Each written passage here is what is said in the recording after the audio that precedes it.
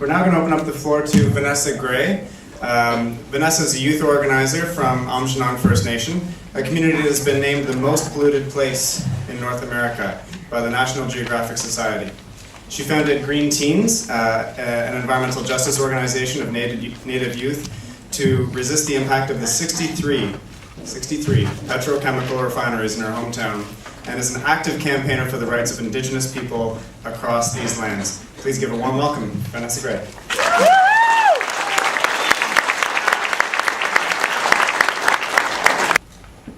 I brought some pictures for all of you for a presentation. I think it helps to be able to see what I mean when I talk about Chemical Valley and where I come from. So we already have a lot of environmental issues happening in my community. And that just means that we don't need any more big events happening, including like an oil spill or anything like that. So I think that's pretty much what I'm here to talk about. So the Aamjiwnaang First Nations Reserve is right next to the city of Sarnia. And we are very, very close. Sarnia is also very heavily affected by the chemicals and spills and pollution that goes on. But the interesting fact about Aamjiwnaang is that we seem to have more heavily affected by our health more than the citizens of the city of Sarnia. Like I said, we're also known as Chemical Valley. This is what I mean by Chemical Valley. It's not funny, it's really not funny, but we gotta learn how to laugh at this type of thing where I come from. It's a hard thing to live with. Anyway, so I was gonna read to you guys because I hate it when people put up presentations and their words are up there and they just kind of read. But anyway, this is a picture here of just one of the refineries next to my community.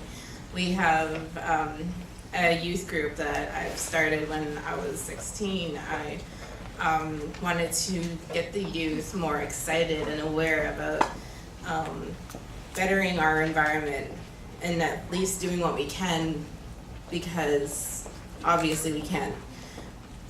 It's a long-term goal to take down Chemical Valley, but I just want them to be proactive in their own community. So here you see the young people standing in the picture. That's the ball diamond in our community. It's right next to the refinery. Pictures speak much louder than words, obviously. Basketball court is also right next to the ball diamond, right next to another refinery. It's not funny when I laugh. I'm just trying to get through this. So anyway, the health impacts reported by Aamjiwnaang band members included asthma, reproductive effects, and learning disabilities and cancer. The most common reported impact is fear, and I just want to really emphasize that it's fear that we live in. People tend to not look at the obvious, like the elephant in the room, when we drive by these flare stacks every day, because people can't live in fear like that. It's like putting blinders on and living in my community. 26% of adults surveyed experienced high blood pressure. So 23% of children age 5 to 16 struggle with learning and behavioral problems. That's probably one of the more major issues in my community. People don't like to look at it and link it to where we live and what our environment is like. There's all kinds of facts here I could throw at you guys, but that's not the point of me being here, really.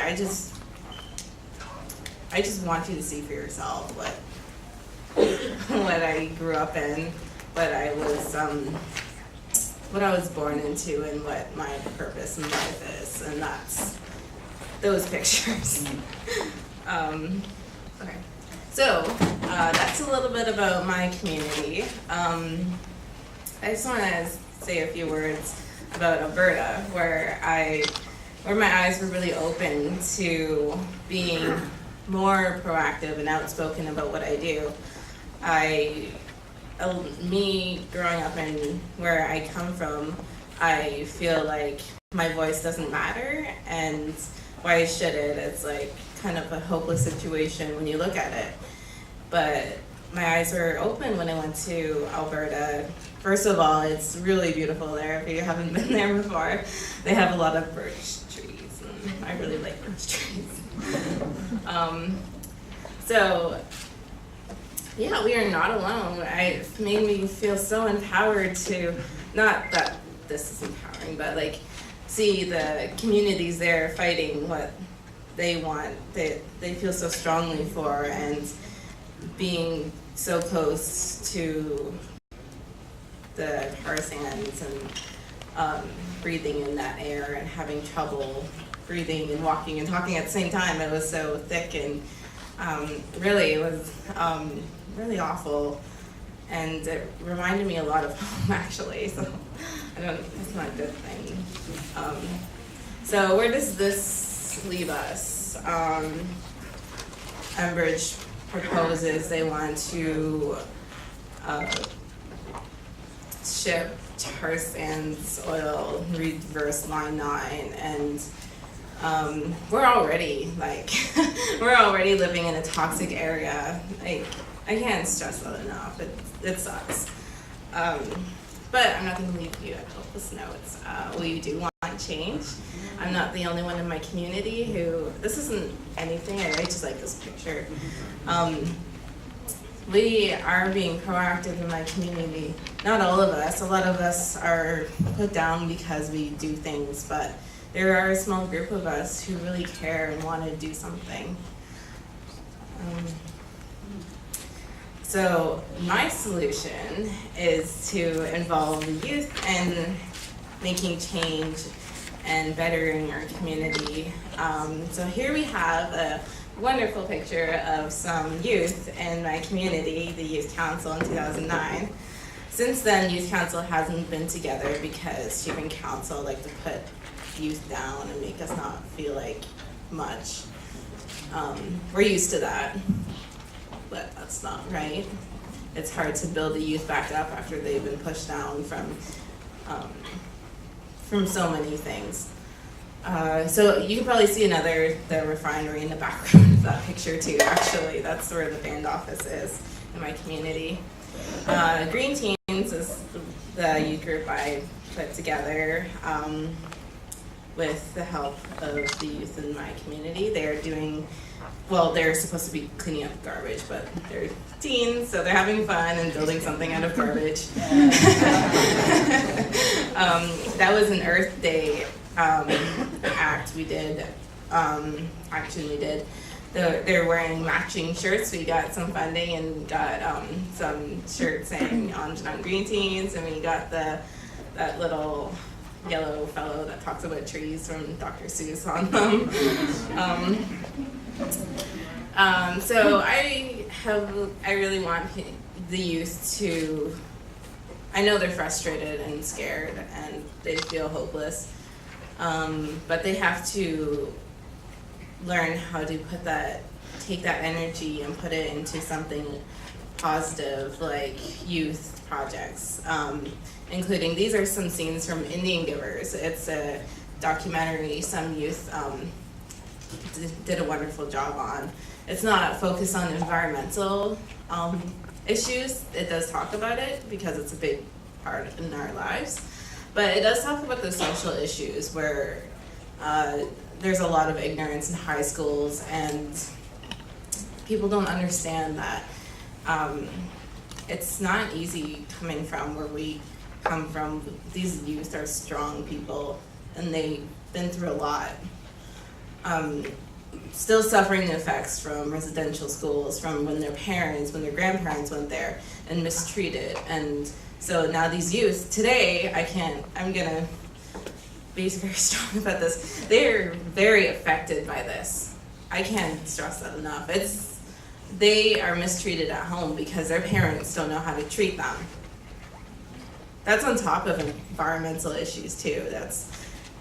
But they are really cool kids. They put this into a really positive way and made a documentary, and they make me very proud.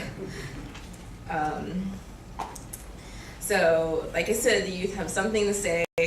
They're not stupid. They are very smart kids. They just need some encouragement after being pushed down so much. This year I took a group of youth from Aamjiwnaang to Power Shift, thanks to the helpers in Toronto and helpers from everywhere. I got lots of help with this. I did not do this on my own. This is a really, really good point in my life and a lot of the youth. They found their voice, and with the help of those supporters, because those supporters aren't in Sarnia. What we have in Sarnia are people who work at the refineries and think we have something against them personally. So because we don't like where they work, they think we have something against like their jobs or something, and them earning money, they take that personally. So anyway, we don't get a lot of support in Sarnia. We get support from you guys coming out to these events and that sort of thing. So they have a voice and they have something to say. So I think most importantly, it's their future. They are willing to fight for it,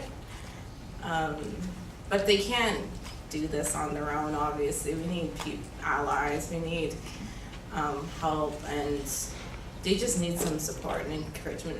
That's very important because they're starting from a very hopeless place. So, what I'm going to ask all of you to do is to take this information, take what you want from me, take what you want from what you've learned today and what you know about Line 9, and speak out against it.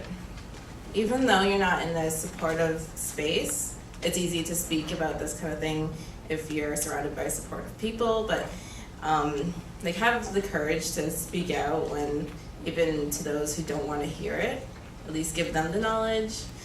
That's something I want to do myself. I want to keep on speaking out, even to those who don't want to hear it. Hurry up here. So thank you. I think that's all I